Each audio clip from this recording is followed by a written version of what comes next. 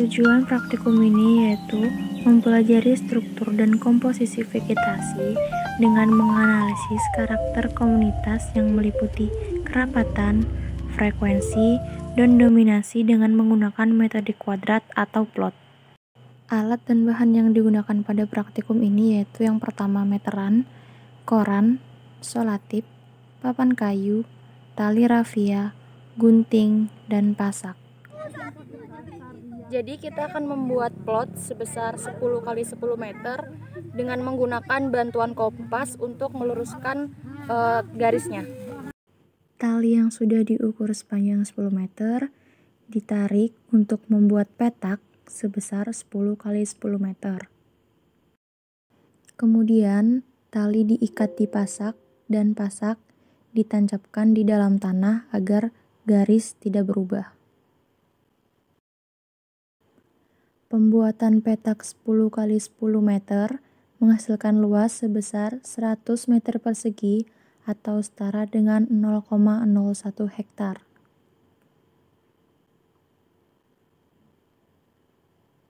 Di dalam petak atau plot yang telah kita buat sebesar 10 kali 10 meter persegi, terdapat 3 spesies pohon.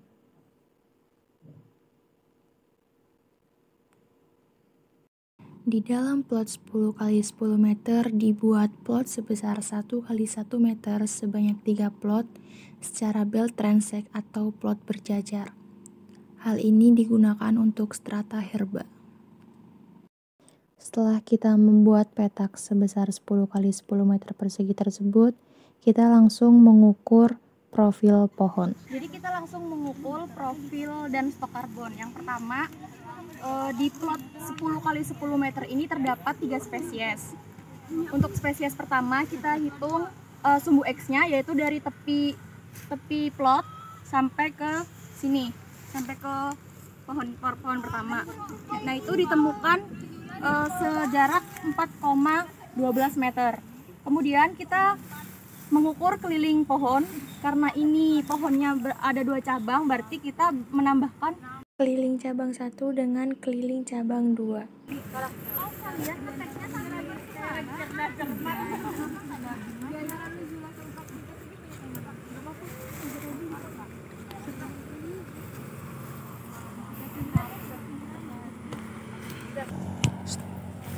Untuk keliling pohon pertama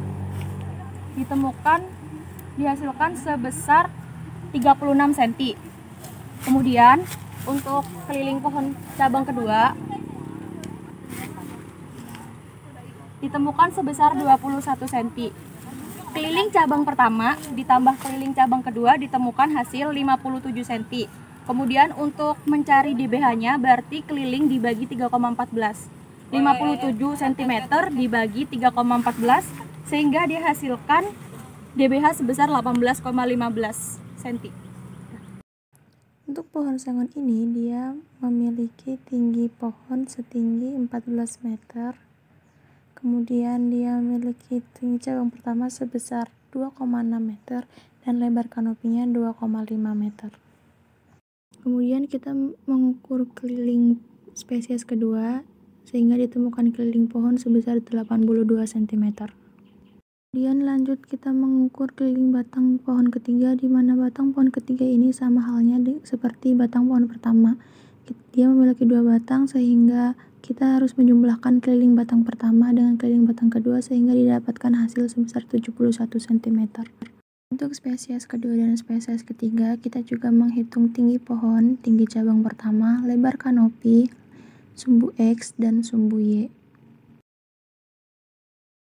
Untuk spesies yang belum kita ketahui, maka kita wajib membuat herbarium terlebih dahulu dengan cara mengambil bagian pohon yang masih utuh, kemudian diletakkan pada koran dan disolatip.